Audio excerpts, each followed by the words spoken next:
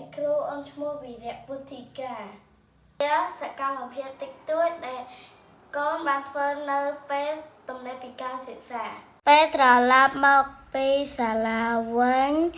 អូនបានជួយ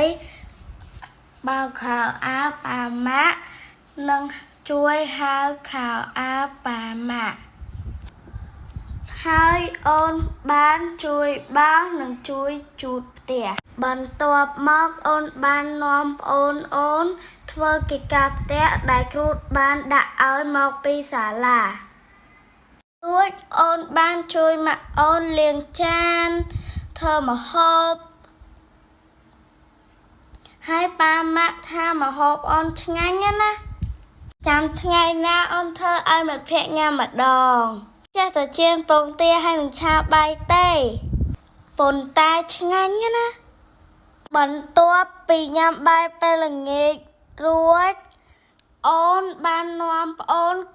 គូររូបឬសរសេរអ្វីមួយផ្សេងៗមិត្តភក្តិទាំងអស់គ្នាកុំភ្លេចជួយធ្វើកិច្ចការផ្ទះប៉ាម៉ាក់ដើម្បីក្លាយទៅជាក្មេងល្អ